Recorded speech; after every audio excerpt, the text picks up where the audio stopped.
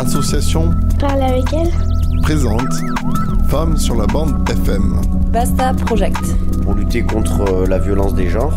Quatre faces, que ce soit à Berlin, à Toulouse, à Oran ou bien à Naples. Basta Project. Donc un échange interculturel.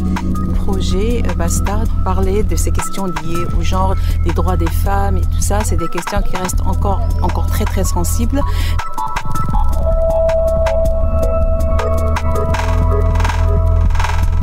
Basta Project, pour toi, c'est quoi? Stop. C'est stop.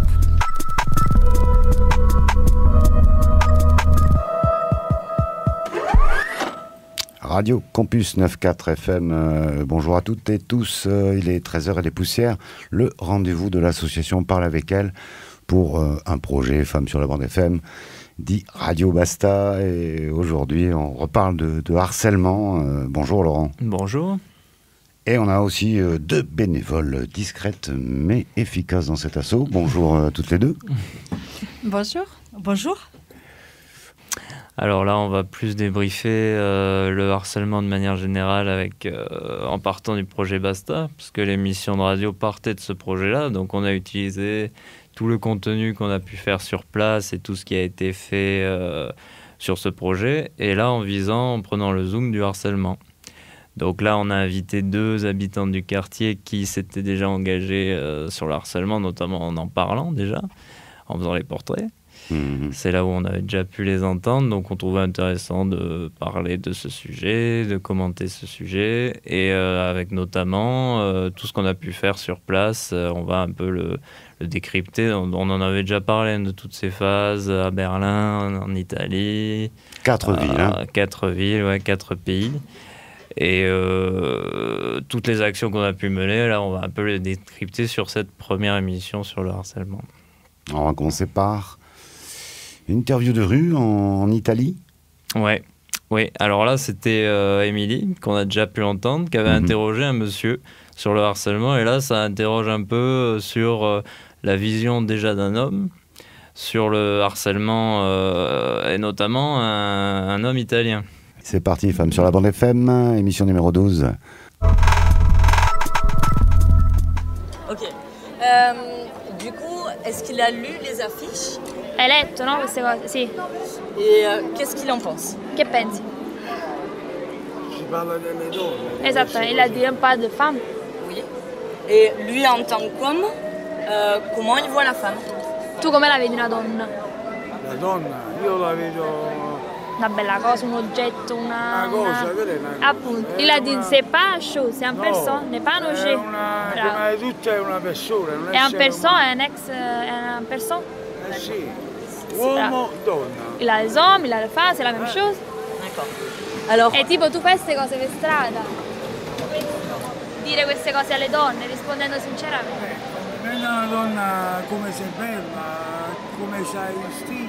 Sai Il a dit quelquefois, il dit à une femme, tu es très belle, mais ça, non. È volgare, non è un complimento. Il a dit n'est pas une chose qui peut faire plaisir. d'accord. Sì.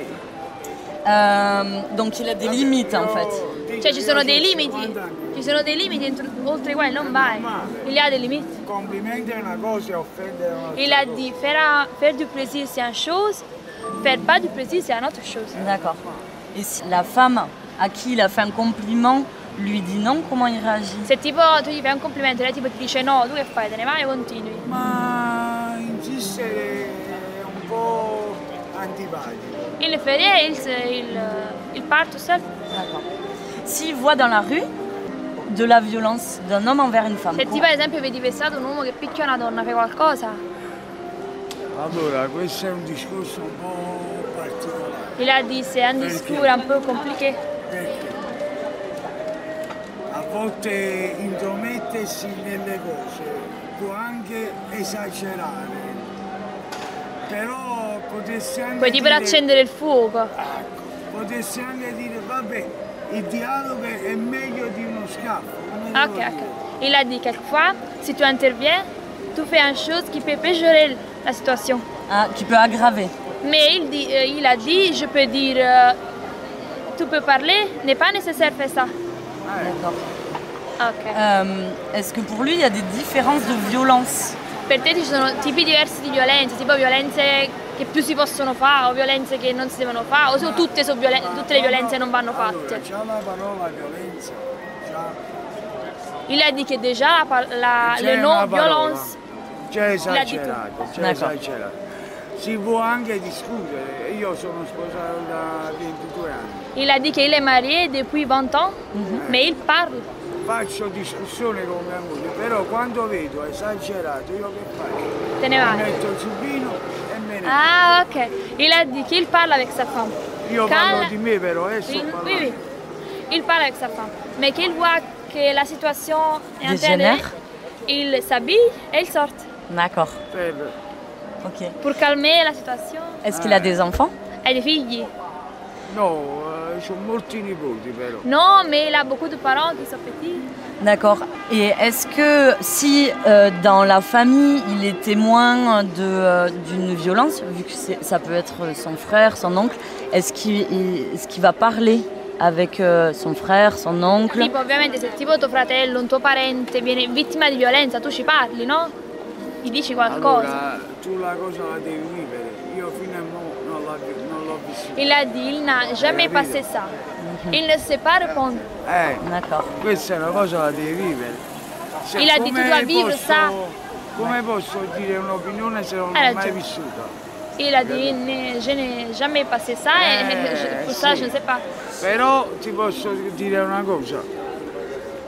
Il dialogo è meglio di uno schiaffo o di una cosa. Questo il a dit che per lui... perché vado di Ciao. fretta. Ciao. Ciao. Muchas gracias. Ok, sì, glielo dico. Il a dit que parler, c'est meilleur de frapper. Que frapper. Comment il s'appelle? Come ti chiami? Ok, ciao. Grazie. Alors, on est toujours sur Radio Campus, donc vous avez tous entendu ce fichier. Je ne sais pas si vous avez un commentaire qui vous vient spontanément là-dessus. Non, après, je pense que selon le pays, on ne voit pas de la même façon la violence parce que dans certains pays, regarder une femme, c'est être mal vu et juste regarder, alors que dans d'autres pays, au contraire, on va chercher le regard, on va chercher attirer le regard. On prend le cas qui est extrême au Brésil. C'est un phénomène qui devient dans la société. En fait, les gens, les femmes, les hommes, ils ont besoin de se muscler. Les femmes, ils ont besoin de se montrer. Alors que dans d'autres pays, au contraire, on a besoin de passer inaperçu. On n'a pas envie d'attirer le regard. Donc, c'est toujours pareil. Selon l'éducation, on le voit différemment. Mais vous, en tant que femme... votre éducation d'ici, vous trouvez qu'il y a des effets secondaires à montrer un peu trop les choses ou l'inverse, ne pas en montrer? Vous vous situez où? Moi, je me situe comment la personne elle se sent. Une femme, elle peut porter une mini-jupe si elle s'en sent bien, si elle le porte bien.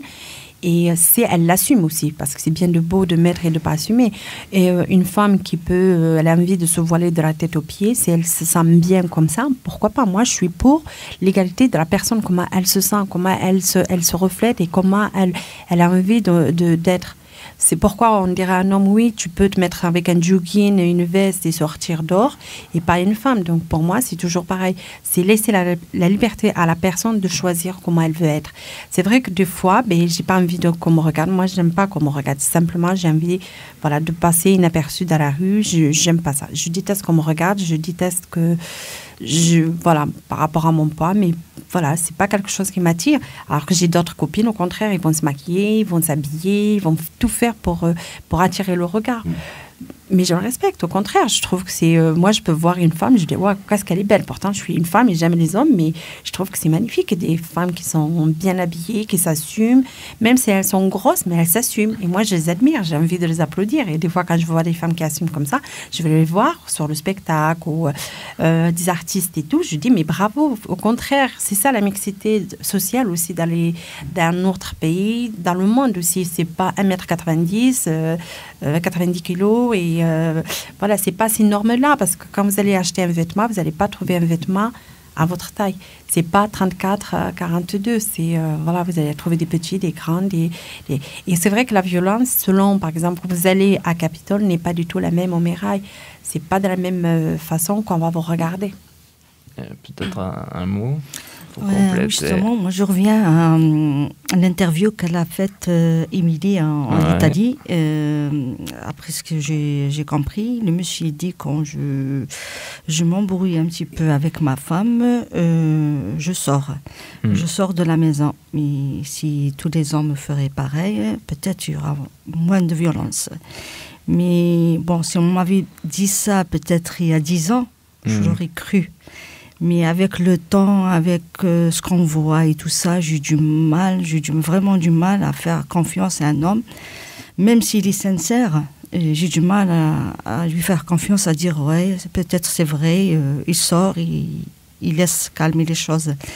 Mais peut-être j'étais touchée plus psychologiquement que physiquement. C'est là où c'est encore plus dur et plus difficile à cicatriser. C'est pour ça il faut vraiment du temps et du travail sur soi pour arriver à reprendre goût à la vie et confiance aux autres et confiance en moi-même, parce que j'ai perdu confiance en moi.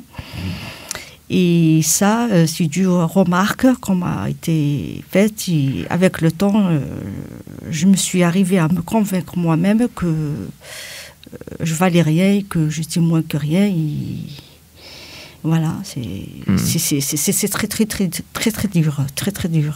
Très dur. Même quand j'en parle maintenant, alors je suis encore émue et je souffre. Je souffre à l'intérieur. Et je ne sais pas si c'est quelque chose qui va passer avec les années, avec le temps, ou c'est une cicatrice à vie. Et voilà. Et j'espère que toutes les femmes qui souffrent de violences psychiques, qu'elles se réveillent et qu'il est temps de dire stop, basta, quoi. Voilà. Après, la violence, c'est quelque chose qui n'est pas facile de partager. La violence, c'est déjà en soi, c'est quelque chose de honteux. Donc, on ne peut pas se permettre de parler que ce soit la personne qui subit ou la personne qui fait subir. Souvent, c'est quelque chose qui reste dans le foyer, ou ça peut être dans une entreprise aussi, parce qu'on parle du foyer, mais il y a des entreprises, ça peut être à l'école, ça peut être dans la société, simplement, voilà. Et c'est pas toujours facile d'en parler parce qu'on n'est pas toujours pris au sérieux. Simplement, quand vous voulez aller porter plainte, bon, c'est vrai qu'il y a beaucoup de travail qui a été fait, tant mieux pour les femmes. Mais quand une femme, elle va porter plainte, il faut qu'elle se bat contre elle-même d'abord. Voilà, parce que souvent, on la culpabilise, cette personne. Donc, elle a du mal à en parler, elle a du mal à assumer, à dire, voilà, j'ai subi, j'ai pas su assumer en disant non, c'est trop, c'est assez pour moi. Donc, aller porter plainte, c'est être pris au sérieux. Quand vous arrivez devant un policier, vous dire, voilà, je viens porter plainte. Le policier, au début, je vous en parle de quelques années, et vous dit, c'est rien, c'est votre mari, assumez, c'est votre rôle. Et déjà, c'est une violence aussi. Parce que vous n'êtes pas pris au sérieux. Ensuite, quand vous rentrez, vous allez où? Quand vous avez posé plainte et vous allez vous trouver à la rue, vous allez rentrer, vous retrouver face à la personne qui vous a violenté. Tout à fait.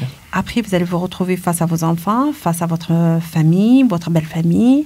Et c'est pas toujours facile non plus, parce qu'il y a des femmes qui se retrouvent jugées par sa propre famille. Donc, accepter la violence, ça paraît plus dur pour l'extérieur, mais pour soi-même, c'est plus facile de dire oui.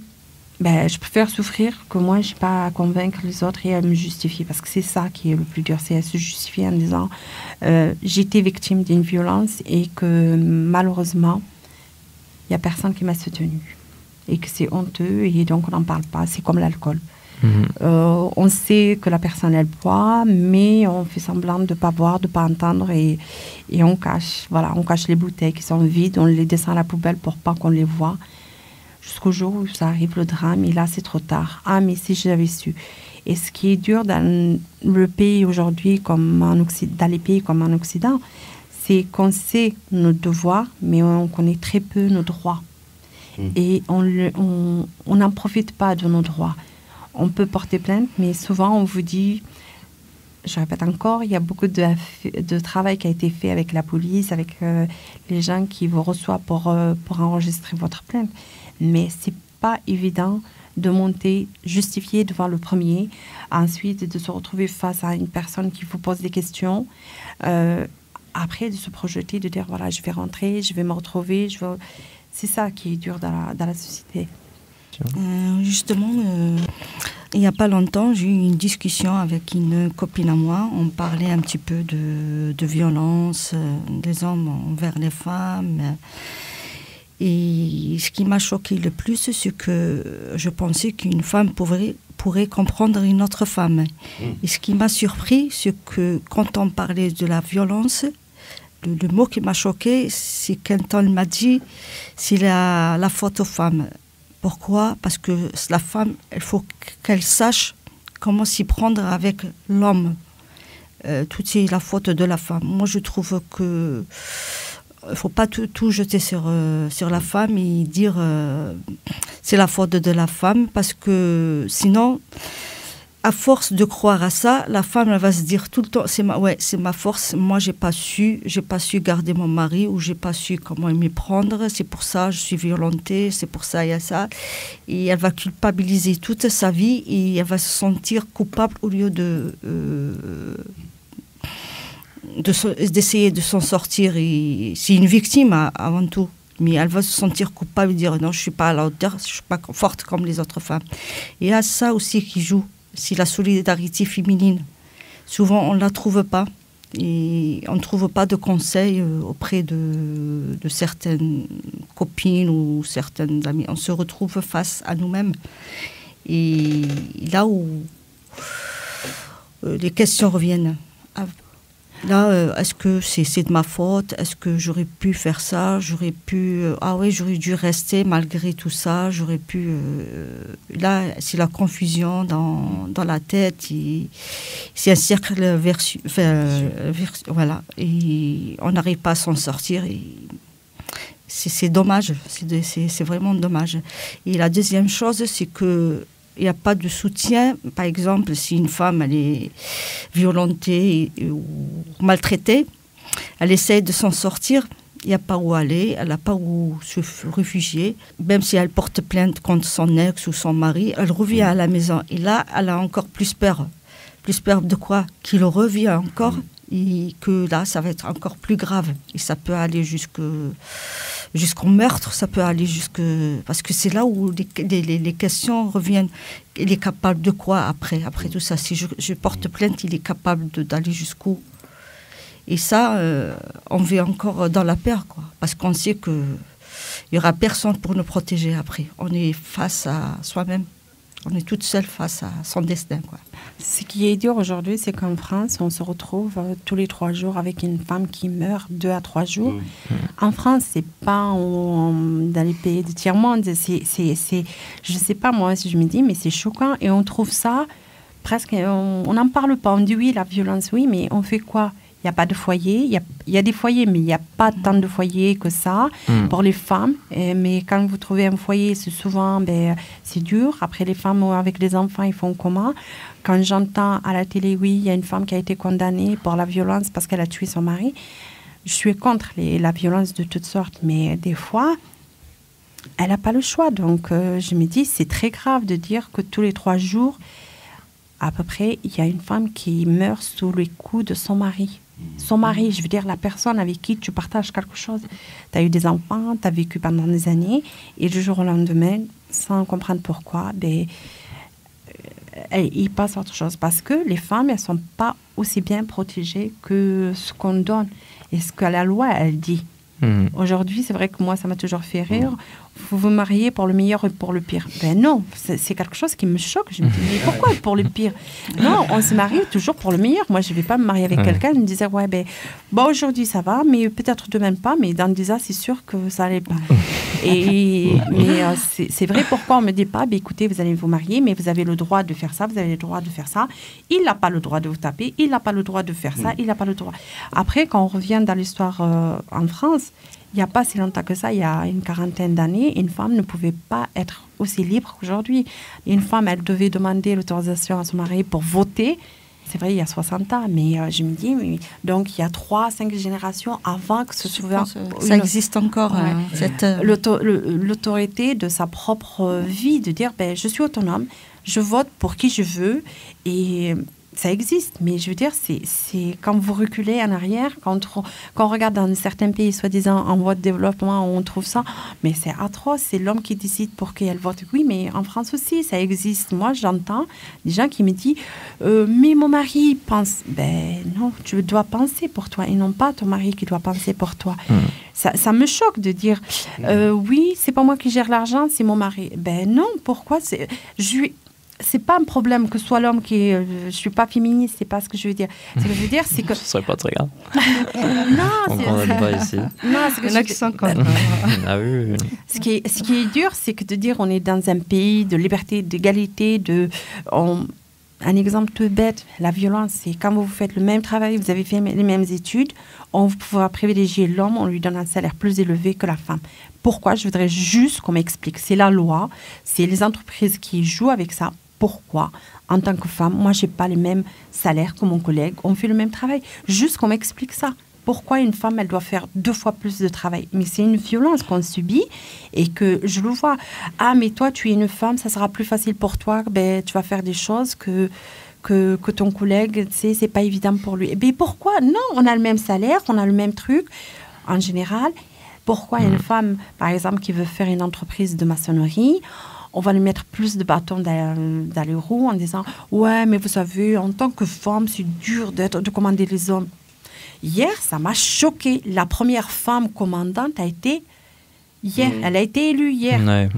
Et on trouve ça extraordinaire. Moi, je ne trouve pas ça extraordinaire. Pourquoi? Ce n'est pas normal. On est en 2019 quand même. Et on applaudit. Hier, j'étais là en train d'applaudir. Je regarde, je fais... Oui, j'applaudis. Et c'est quelque chose qui existe dans d'autres pays. Ouais. Quand vous pensez à Edith Cresson qui est arrivée, elle est restée 15 jours, s'il vous plaît. On parle d'égalité. Quand on regarde le nombre de femmes qu'il y a au pouvoir, je voudrais bien de voir l'égalité de parité homme-femme. Donc, il y a tout ça qui me dit, oui, la violence, elle commence par en haut, par les gouvernements, ensuite de trouver des femmes aussi capables. Elles sont plus capables parce qu'on trouve aujourd'hui des femmes qui font beaucoup plus que les hommes. Je ne critique pas les hommes, je ne suis pas féministe, c'est juste que je me dis, les femmes, elles sont capables de s'occuper des enfants, de s'occuper de la maison, de travailler, de faire des choses, mais on leur demandera toujours plus qu'un homme. Et on lui dira toujours, mais toi, tu serais bien à la maison quand même. Tu sais. Non, je ne sais pas. Pourquoi moi, je ne conduirais pas un bus? Pourquoi moi, je ne conduirais pas un avion? Et hier, c'est vrai que ça a encore l'image de cette femme-là qui doit rester en arrière. Du coup, on va s'écouter Marine qui va un peu nous expliquer tout ce qu'on a fait, toutes les actions qui ont pu être menées avec Basta sur ce sujet du harcèlement pour qu'on voit un peu et qu'on puisse le commenter. Alors bonjour Marine, est-ce que tu pourrais nous parler plus précisément des questionnaires que vous avez fait pour le Basta Project qui étaient sur le thème du harcèlement à Oran? Bonjour Laurent. Nous avons fait un questionnaire sur un court-métrage qui a été produit par une slameuse qui se nomme Zulika, que nous avons rencontré du coup à Oran par le biais de l'association Graines de Paix. D'ailleurs, cette Zulika est venue à Toulouse dédicacer ses recueils. Et donc du coup, lors de l'action à la cité universitaire de filles en Algérie, nous avons d'abord distribué les questionnaires. Elles ont répondu à leur goût. Ensuite, on a passé le court-métrage et on a revu du coup si ça allait avec leurs réponses ou pas. Et on s'est rendu compte que, en effet, le harcèlement de rue dans cette vidéo faisait écho aux jeunes filles. Elles en avaient pleinement conscience et elles connaissaient très bien le terme. C'était des jeunes filles d'Oran et donc il y avait un peu les mêmes termes entre Algérie, oranaise et française finalement. Exactement. Par exemple, pour prendre une question simple, la première question est qu'est-ce que le harcèlement de rue? Donc on ne demandait bien évidemment pas une définition sortie du dictionnaire ou quoi que ce soit. Un mot, elle pouvait très bien le définir et elles ont toutes défini d'une manière remarquable. Il y en a qui ont noté que c'était une provocation, d'autres qui ont noté que c'était un mauvais comportement, d'autres ont noté que ça pouvait devenir de la violence mentale ou physique. Donc le terme était assez connu.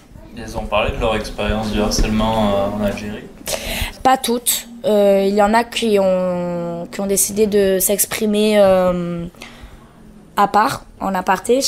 Devant tout le monde, non.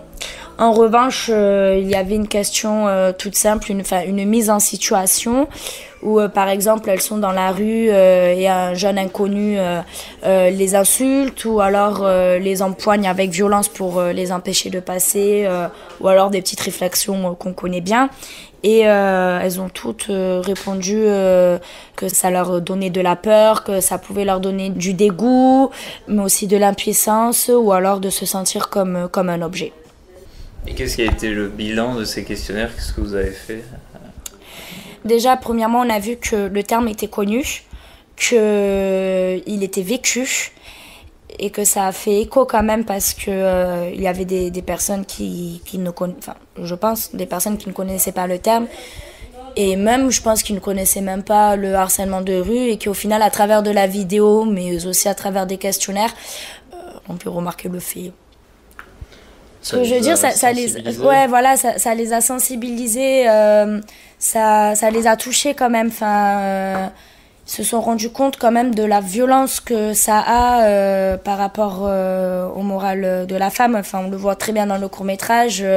On est en même temps dans la rue avec elle et on est en même temps de ce qui se passe dans sa tête.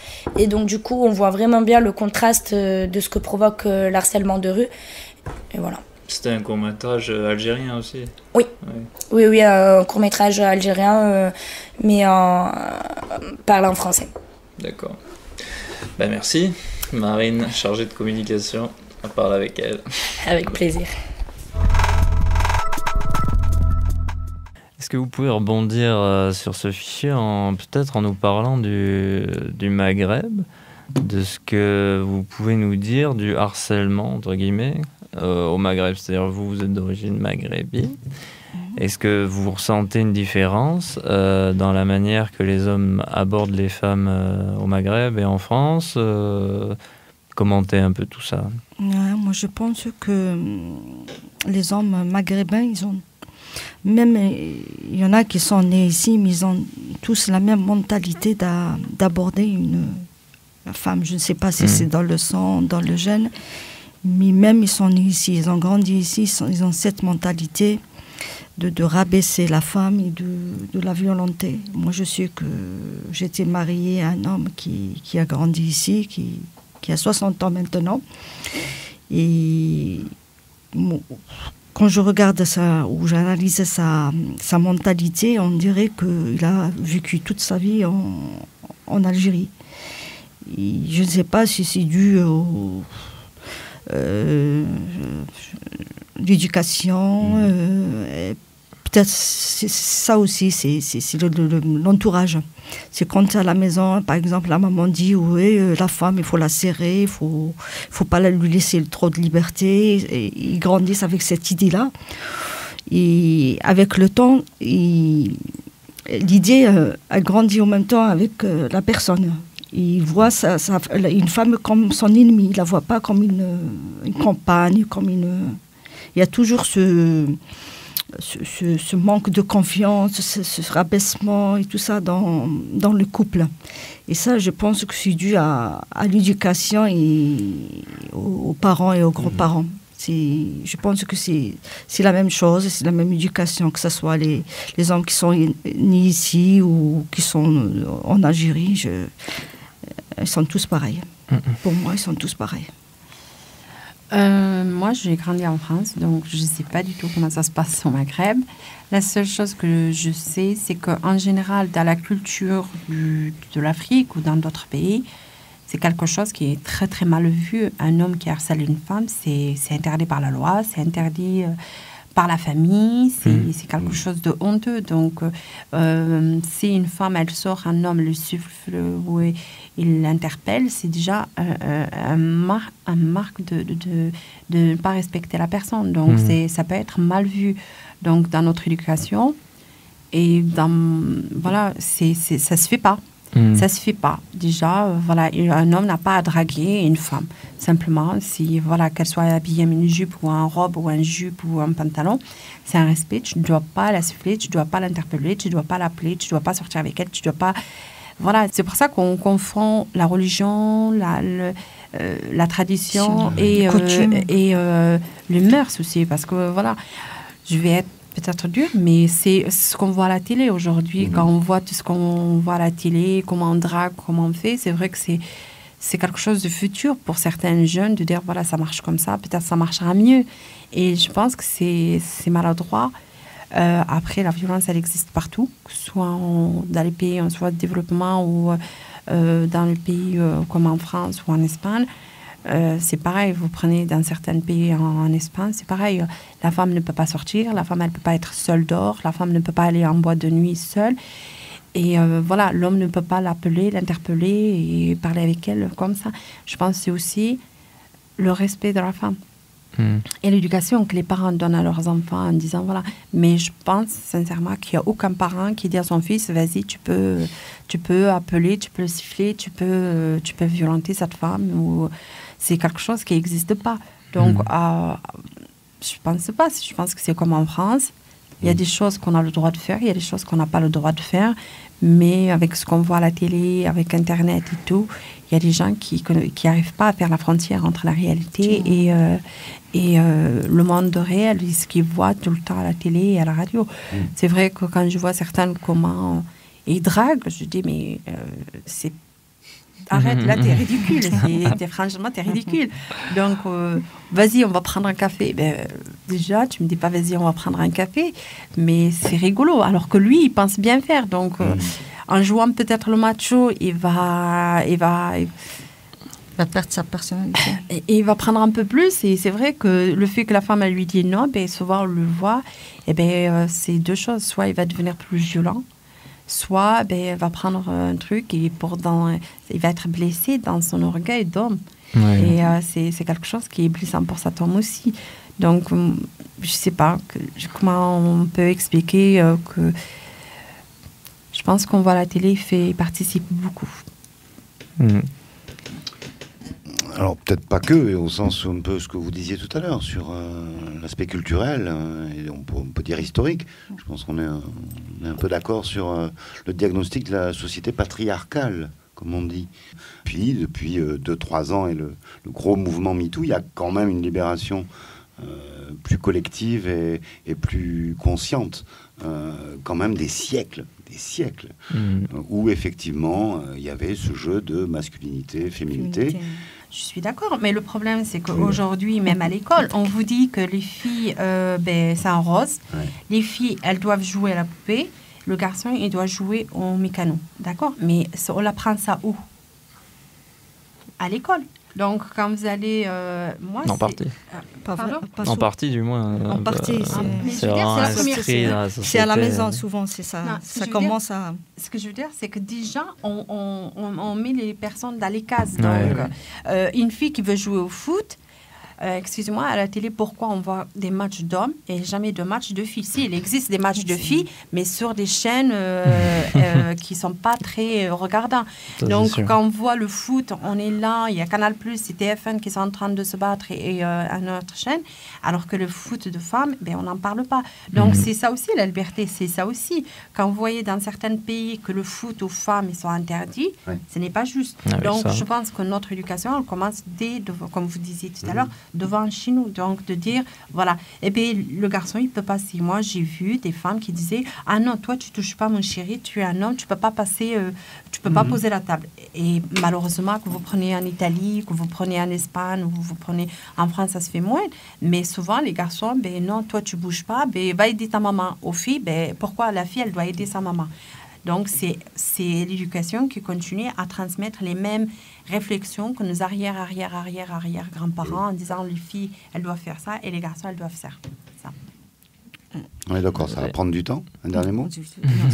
Non, justement, on revient à ce que j'ai dit tout à l'heure, tout est question là où l'enfant il a grandi. Ouais. Si on grandit dans une famille où on vous met ça dans la tête, si tu donnes trop de liberté à une femme ou tu te laisses faire, c'est que tu n'as pas de personnalité. Tu n'es pas un homme. Il faut garder sa virilité, il faut garder... C'est pour ça que je reste toujours sur mon point de vue, c'est... Tout vient des parents et des grands-parents. Tout est question d'éducation, des traditions. Et malgré, moi personnellement, j'ai grandi en France. J'ai pas grandi en Algérie. Mais comme j'ai eu une belle-mère et des belles sœurs, ils ont la mentalité, l'ancienne mentalité. Et j'avais pas d'échappatoire, quoi. Même mon ex, il était obligé de suivre. Même on est à, je sais pas combien de distance de l'Algérie, mais ça n'empêche pas que les traditions ne suivent partout. Et voilà. Et tant que les traditions, ils n'ont pas été changées, et je pense qu'on ne pourra pas avancer. On a une pratique à l'association Parle avec elle qu'on a pu mettre sur le projet Basta. C'est la justice réparatrice. Et c'est en fait un moyen de médiation entre un agresseur, un agressé, et en tout cas dans un conflit. Et là, il me semble que c'était à Naples, on a fait quelques petites scénettes, dont une qui était sur le harcèlement. Il y avait Émilie qui jouait d'ailleurs. Et on a tenté de mettre au point cette justice réparatrice, c'est-à-dire un dialogue entre l'agresseur et l'agressé. Donc on se l'écoute tout de suite. Bonjour tout le monde, je me présente, je suis Laïla et je suis la modératrice de cette entrevue, de cette conférence. Donc, vous êtes là tous présents de votre plein gré pour réparer une situation qui a perturbé cette jeune fille ainsi que tout le quartier. Donc, je laisse la parole à Émilie pour nous s'exprimer et je vais lui transmettre ce bâton qui est le bâton de la parole. Donc, personne n'a le droit de lui couper la parole jusqu'à ce qu'elle la remette à une personne. Je t'en prie, Émilie. Dis-moi, qu'est-ce qui s'est passé? Alors, la semaine dernière, j'étais assise sur un banc avant d'aller à l'université. Et monsieur, il m'a dit « Tu pourrais me sourire quand je te regarde ». Donc, moi, j'ai rien répondu et j'ai baissé la tête. Mais il s'est énervé et il m'a dit « Salope, tu pourrais me répondre ». Donc moi je lui ai répondu que je le connaissais pas et il m'a dit pourquoi, c'est mon droit de te parler. Et finalement il est venu et il s'est collé à moi, il m'a pris par le bras et il m'a touché les fesses et il voulait m'embrasser. Donc moi j'ai voulu m'enfuir et je suis partie. Et en rigolant, il m'a dit que de toute façon, c'était bon pour cette fois-ci, mais la prochaine fois, j'y reviendrai parce que ça me plairait. Donc je raconte ce qui s'est passé. Pour moi, cet incident a eu lieu lundi passé, ça fait une semaine. Je revenais du travail, je suis rentré à la maison et j'ai pas vu ma fille. Sa maman m'a dit qu'elle était dans la chambre, qu'elle avait un problème. Et elle m'a raconté ce qu'elle a raconté maintenant. Et en plus de ça, elle était tellement abattue qu'elle m'a dit « Papa, je n'ai plus envie de reprendre les cours d'université. Avec ces rues, on ne se sent plus en sécurité. » C'est ce qu'elle m'a raconté. Je marchais dans la rue quand j'ai vu un homme. Il a touché violemment une femme, mais je ne me suis pas arrêtée. Moi, je n'étais pas là lors de la scène, mais mon ami Mohamed m'a demandé de venir aujourd'hui à cette réunion, car il m'a expliqué qu'il y avait eu un incident avec une jeune fille, ce qui m'a beaucoup étonnée.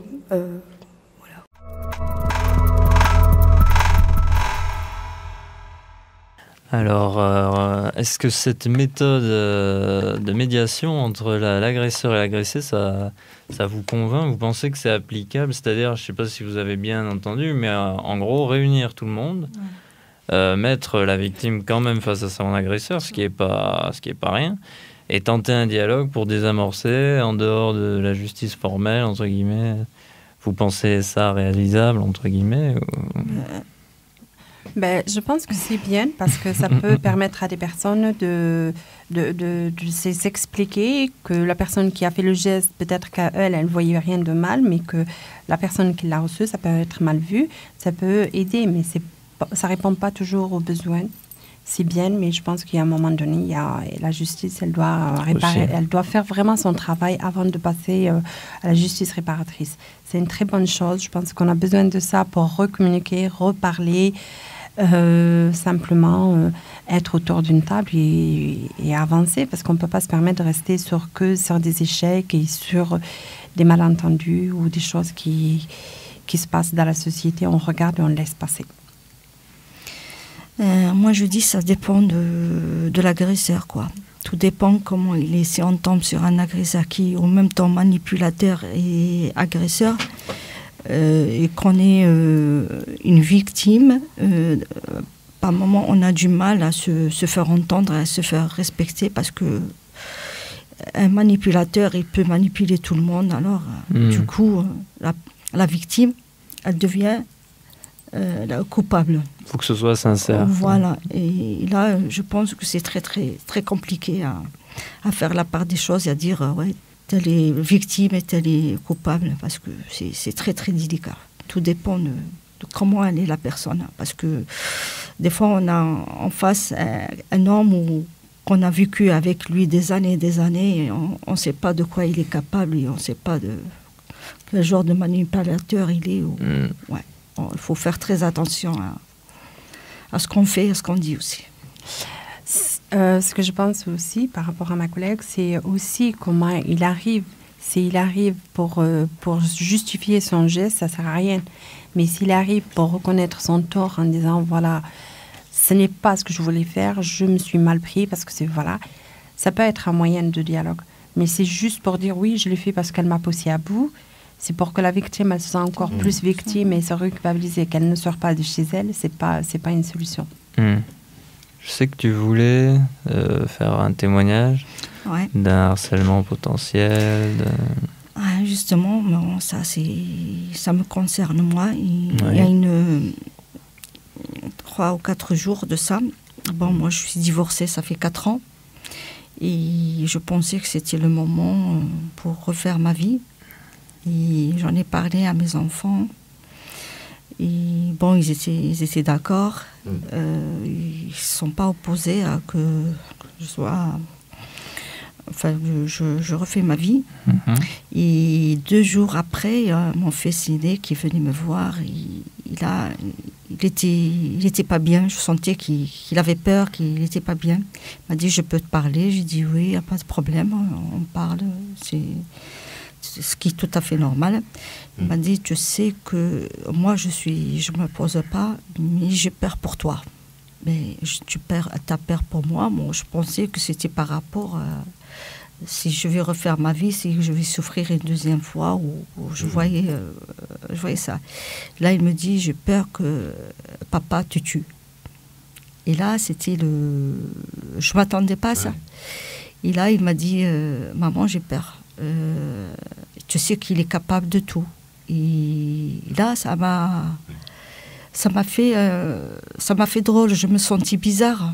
Je me sentais comme un vide. Je me sentais comme il y avait rien autour de moi. Il y avait qu'un trou noir. Et après, pendant un instant, j'ai rien dit. Après, je lui ai dit, pourquoi tu me dis ça? Il m'a dit, parce que j'en ai parlé avec lui il y a quelque temps. Il m'a dit, je préfère la voir morte et je me tue que de savoir qu'elle est avec quelqu'un d'autre. Il m'a dit, comme je sais comment il est violent et comment il est, j'ai peur qu'il te fasse quelque chose. Et maman, au fond de toi, tu sais qu'il est capable. Et si je peux te donner un conseil, ne reste pas à la maison. Même si tu refais ta vie, ne restez pas là parce qu'il est capable de venir à la maison, casser la porte et rentrer, ou il t'attend dehors. Ou... Ne reste pas là, maman, je crains pour ta vie. Et là, j'avais l'espoir de refaire ma vie. Maintenant, je suis entre la peur, l'espoir. Je me sens perdue, quoi. Je me sens vraiment perdue. Ça remet des choses en question, en tout cas. Ouais. Qui n'est pas légal, clairement. Alors moi, je vous pose la question, donc, pour protéger cette femme, est-ce que vous croyez que si elle va voir la police en disant, voilà, je crois, mon fils m'a dit, qu'est-ce qu'on peut faire? C'est pour ça que je vous dis, il y a des droits, il y a des choses, mais voilà. Mais peut-être, que je ne le souhaite pas, mais le jour où ça va arriver, on va dire, ah oui, mais c'est trop tard, qu'est-ce qu'on peut faire? C'est pour ça que je dis, oui, il y a des choses qu'on peut faire. Prendre juste cette menace, même peut-être elle n'est pas réelle, mais de dire, voilà, va voir la personne, et la police, aller voir la personne en disant, voilà, on est au courant, s'il arrive quoi que ce soit à votre ex, pardon, vous risquez quelque chose. Déjà, ça va la rassurer elle, et ça va la rassurer ses enfants aussi, parce qu'il n'y a pas que elle, il y a la victime, mais il y a tout l'entourage. C'est dur pour un enfant de venir voir la mère et de dire, écoute maman, j'ai quelque chose à te dire. Il balance son père, donc même cet enfant-là, et vous imaginez le mal-être de cet enfant. Parce que voilà, s'il a un travail, il doit penser à ses deux parents. Voilà, donc dès qu'il y a le téléphone qui va sonner, il va être inquiet. Parce que moi, j'ai des amis qui, malheureusement, ils sont arrivés au moment où la mère elle gissait dans le sang. Et l'enfant, il est perdu aujourd'hui. Il est sous-comprimé, il attend, il tourne en rond chez lui. Et tout le monde savait que cet homme était violent. Et quand elle est allée voir la police, elle dit, oh, ne vous inquiétez pas, chère madame, rentrez chez vous, il ne vous fera rien. C'est pour ça que là, c'est pas tombé dans l'oreille d'un sourd et c'est confié à une association. Je pense qu'on peut inviter toutes les personnes qui se retrouvent dans cette solitude à se confier. La police, c'est peut-être plus compliqué, mais en tout cas, des associations. Parce qu'effectivement, là, cette parole, elle est entendue et elle sera répétée. Voilà. C'est pas facile de sortir et d'en parler parce qu'on ne sait pas ce qui est vrai, ce qui n'est pas vrai. Et se justifier, encore une fois, c'est à la victime de dire « je suis » et d'accepter aussi d'être victime. Parce que c'est pas évident, parce qu'on vous renvoie cette image de « vous êtes responsable, vous êtes coupable, vous lui avez fait du mal, c'est à vous d'assumer ». Il y a des gens, voilà, parce qu'ils sont alcooliques. Et on leur dit, oui, mais s'il est alcoolique, c'est de ta faute. Ben non, c'est pas de sa faute. C'est pas la faute à la femme que son mari soit alcoolique. Donc, à un moment donné, oui, j'ai envie de porter plainte parce que, voilà, tous les soirs, à 1h du matin, il frappe chez moi. Il a cassé ma voiture à plusieurs reprises. Il a cassé la vitre du voisin parce qu'il était totalement saoul. Il s'est trompé de porte. Mais être accepté et ne pas se justifier devant la police, devant l'assistante sociale, devant les associations, parce que c'est dur de se lever le matin, de dire oui, aujourd'hui, je vais redire ce que j'ai dit hier. Tout à fait. De justifier, de attendre demain, Donc, je pense que ce serait bien d'avoir un noyau. C'est un grand mot, mais c'est un noyau où je peux dire une seule fois et être écouté une seule fois et non pas répéter à me justifier. Parce que c'est dur de se justifier, d'assurer de ses enfants. Parce que quand vous êtes là, vous devez vous montrer une image forte et de l'autre côté, montrer une image de victime. Si vous ne montrez pas étant victime, la police vous dit « Oh, mais vous rigolez ». Oui, je peux rigoler, mais ce n'est pas pour ça que je suis rassurée. Donc, voilà. Tout à fait. Mais c'est très bien parce que ça renvoie exactement à ce qu'elle nous avait dit le groupe F et qu'on entendra dans la seconde émission. Donc, pour continuer sur Basta. Oui, femme sur la bande FM, très bavarde. Très bavarde. À respecter. Mais il y a plein de choses à dire, y compris sur les structures d'accueil, dont la Piaf, quand même, qu'on peut citer à Toulouse. Exactement. Rue de l'Étoile à Toulouse. On enchaîne avec... Du coup, on avait fait également cette thématique avec une slameuse rencontrée à Oran durant le projet Basta, qui était venue faire une présentation sur le harcèlement en montrant différents petits courts-métrages et vidéos sur YouTube parlant de ce sujet. Et du coup, on l'avait présenté aux habitants et habitantes et il y avait eu les réactions et on s'écoute ça. Selon vos propos, si on met une main au cul ou si on viole, donc je l'aurais provoqué en fait. C'est ça que vous êtes en train de dire? Voilà, après, il faut faire attention, c'est tout. Il faut faire attention. D'accord, il faut attention. Moi je le comprends, elle s'habille comme un tapin, à un moment donné, t'as envie de la regarder. Vous êtes en train de dire que je l'habille comme une pute? C'est quoi les gars? Ça va, au Moyen-Âge, je reviens avec. C'est marrant, on le fait pas pour les mecs. Nous, on a le droit de sortir en short. Non, les mecs, faut regarder, soyons honnêtes, on est en short l'été. Quand t'es habillé comme ça, faut pas s'étonner qu'on regarde. Ok les filles, habillez-vous en noir, arrêtez de vous maquiller, sinon vous êtes des proies pour les hommes, quoi. On peut pas dire que c'est de leur faute, je suis désolé. Sinon on serait tous bien célibataires. C'est un peu regarde mon cul mais touche pas. Non. En même temps, welcome to Village, Fillon revient bien, tout le monde est prêt. On n'a pas le choix, on doit vivre ensemble, on doit perpétuer l'espèce. Donc il y a un moment, il faut qu'on se respecte. On a encore la chance où les nanas, elles ont le droit de s'habiller comme elles veulent. Je pense que nous, on a la chance de pouvoir s'exprimer là, par exemple, sur le quai d'un métro. Et ça, c'est pas dans beaucoup de pays. Moi j'ai décidé, il y a un moment dans ma vie, j'ai décidé que je ne laissais plus faire. Parce qu'on ne fait pas attention et puis demain, effectivement, ma nièce se fait violer, quoi. Ah ouais, mais t'avais pas ouvert ta gueule au moment où il fallait l'ouvrir, quoi. No way, quoi. No way.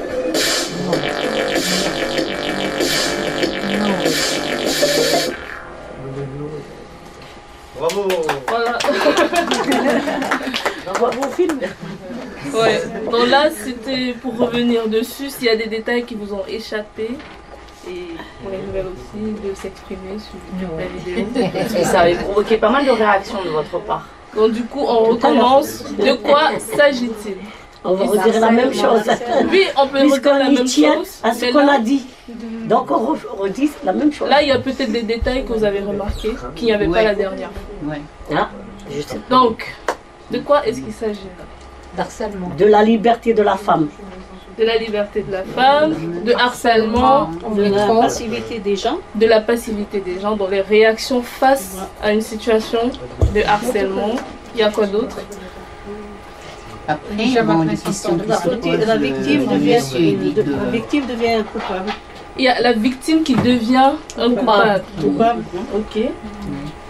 Après, bon, ça reste un peu dans les provocations. Il fait comprendre qu'elle est dans la provocation, quoi. S'habiller comme ça, se montrer un peu, voilà, le marché, quoi. Ok. Donc lui, il veut dire, bon, moi je suis un homme, en gros, c'est mieux, je sais pas comment. En gros, j'ai le droit. Ben oui, le plaisir du yeux. En gros, il dit. En gros, elle parle de l'égalisation du sexe. Voilà, je ne peux pas fermer mes yeux parce qu'elle est là devant moi, mais je ne veux pas faire ça, quoi. Donc, en gros, elle n'est pas libre de s'habiller comme elle veut. On reprend la situation. C'est une jeune fille qui est habillée et un homme la reluque ouvertement. Face à ça, il y a des gens qui réagissent, il y en a qui ne réagissent pas. Et ceux qui réagissent, c'est la majorité ou c'est la minorité?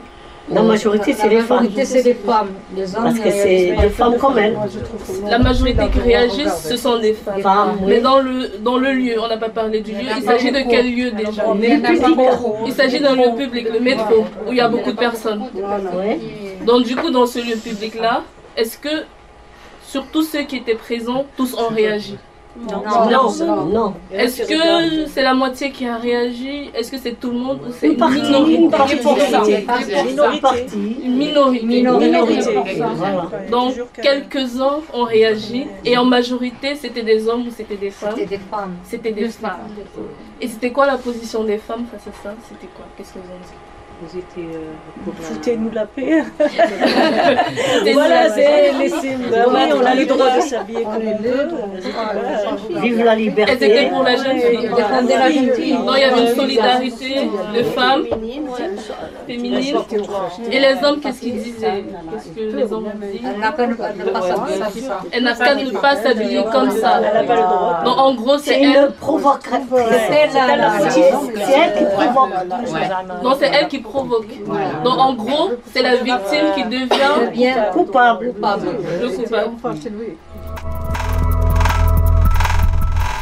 Donc retour sur le plateau. Je sais pas si vous avez vu de manière très précise, vécu cette forme d'harcèlement, c'est-à-dire dans la rue, tout bêtement, maintenant ou plus jeune ou encore plus jeune, c'est-à-dire cette forme-là d'un homme qui vous appelle, qui vous touche, qui vous... non. Moi, personnellement, dans la rue, non. Après, c'est vrai que c'est c'est un peu du racisme, mais c'est vrai que moi, ça, oui, je le reçois. la façon comme je suis habillée, ou alors avec les enfants en me disant oui, retournez dans votre pays, vous savez faire que les enfants. Ou alors, oui, vous appelez Fatima, vous êtes faite pour faire le ménage, ou des choses qui sont racisme, oui. Du racisme, oui, je l'ai vécu. D'accord, plus racisme. Ouais, voilà. Après, bon, moi, ça ne me gêne pas à partir du moment qu'on ne me touche pas. Il peut dire ce qu'il veut, de loin, ça ne me gêne pas du tout. Je l'entends, mais je ne le vois pas et je ne m'en occupe pas. Mais quand la personne elle vient me toucher, oui, je me suis fait plusieurs fois agressée parce que je prenais le métro le matin très tôt et que j'ai rencontré ça. J'ai rencontré par contre le plus dur qui a été pour moi, c'est lorsque j'ai pris le train et qu'il y a une personne qui avait un couteau qui me disait oui, moi je suis capable de poigner toutes les femmes et toutes les Arabes et moins il y en aura en France, mieux la France elle se porterait. Ah oui. C'est vraiment, voilà. C'est des choses que j'ai vécues et qui m'ont vraiment blessée. Et le plus dur, c'est lorsque je suis avec les enfants. C'est pas évident de me justifier devant les enfants, de répondre par l'agression ou de répondre en rigolant. Je ne sais pas comment il faut répondre, simplement.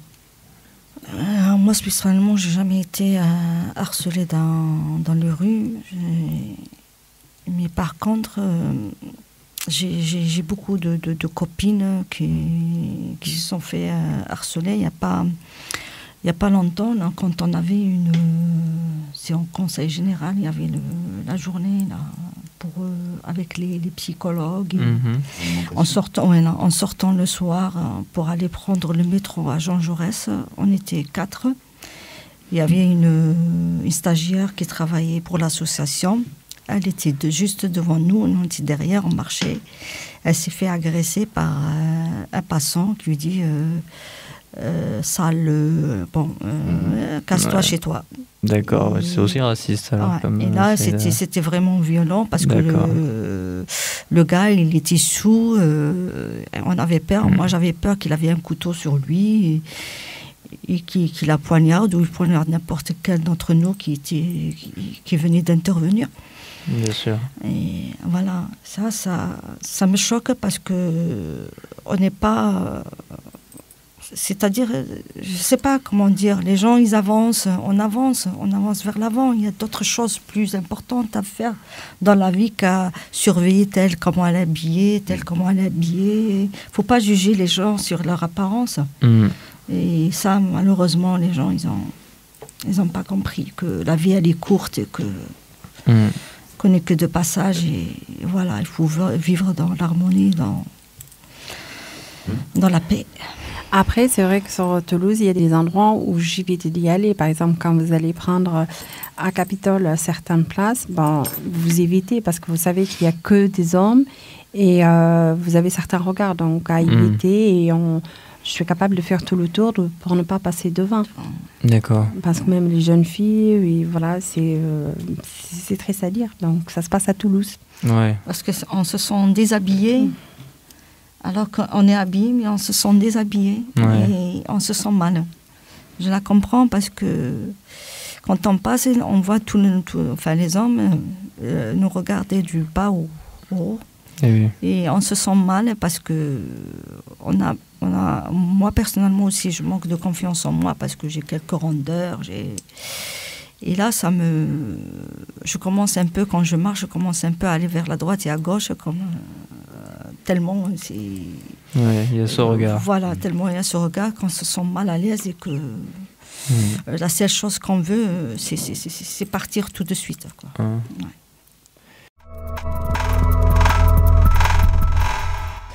Donc moi je suis Alissa Rabar, je suis présidente et porte-parole de l'antenne 31 d'Oser le féminisme depuis 2 ans environ. Oser le féminisme du coup c'est une association nationale qui a à peu près 25 antennes dans toute la France, 26 bientôt parce qu'il y a une antenne qui est en train de se monter à Lyon. Et du coup on travaille en réseau au niveau national mais aussi on a une espèce d'indépendante d'antenne locale et ça nous permet de former des partenariats et d'agir sur les territoires directement.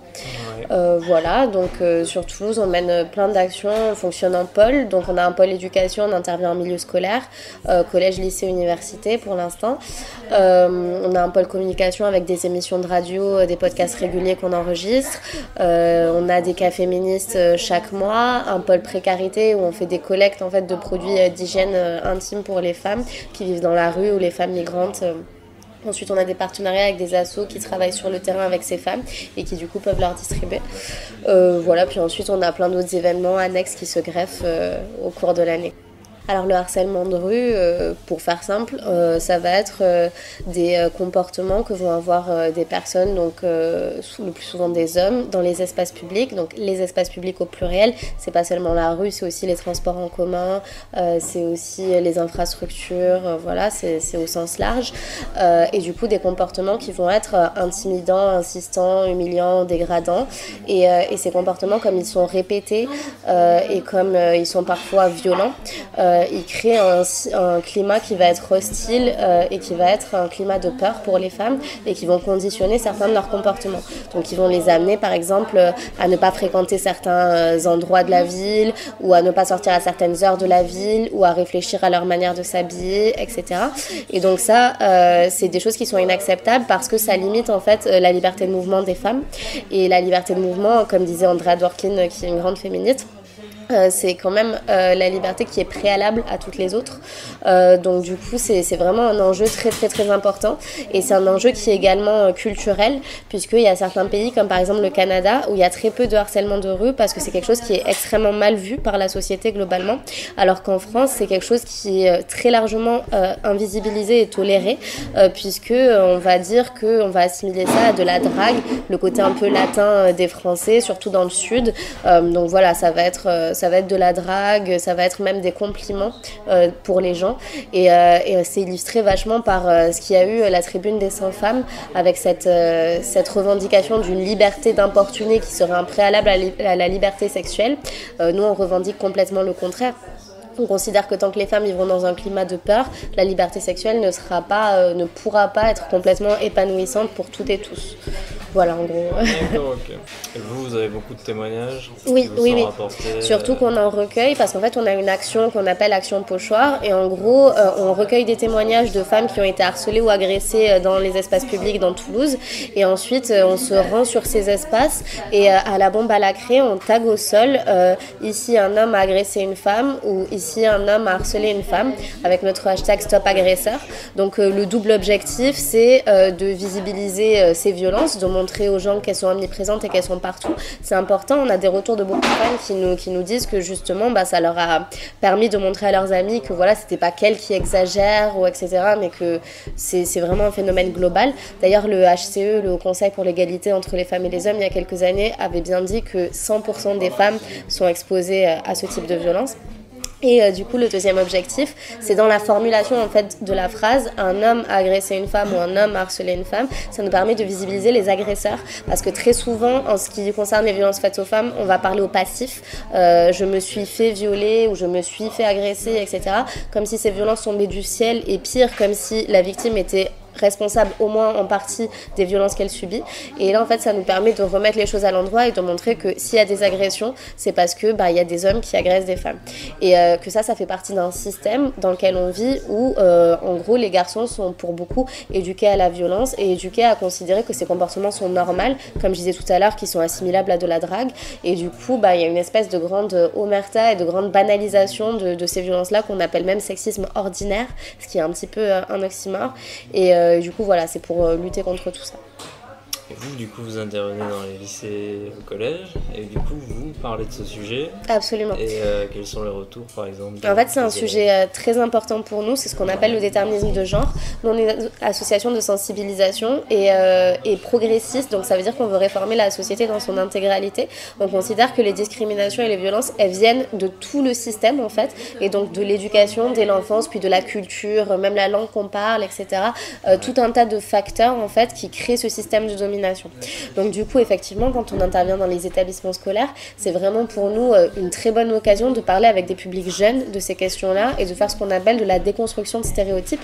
Donc en fait, on est une asso d'éducation populaire et on a des techniques, des ateliers, des jeux qui nous permettent en fait, avec les élèves, de leur faire réfléchir à ces questions-là et vraiment d'échanger avec eux. Donc du coup l'idée c'est vraiment de planter des graines dans les esprits qui germeront par la suite et surtout de toujours laisser nos contacts etc. pour que les personnes qui sont intéressées puissent derrière venir à nos côtés creuser la question. Femmes sur la bande FM. On poursuit. On va simplement s'écouter Marine, en charge de la communication chez Parle avec elle, qui nous parle de cyberharcèlement. On s'écoute ça. Tu es souvent sur les réseaux sociaux et tu vois un peu les réactions par rapport aux femmes sur les réseaux. Je ne sais pas si tu peux nous parler un peu dans le contexte d'harcèlement. Alors, bonjour. En effet, je suis souvent sur les réseaux sociaux et je vois beaucoup de positifs comme beaucoup de négatifs. C'est à contrario.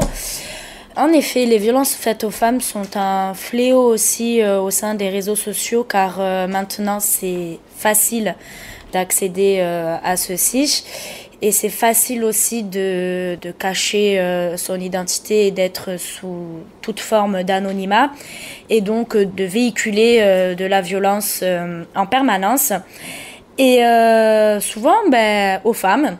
Pour toute femme, que ce soit d'une adolescente à la vieillesse, que ce soit toute classe sociale confondue.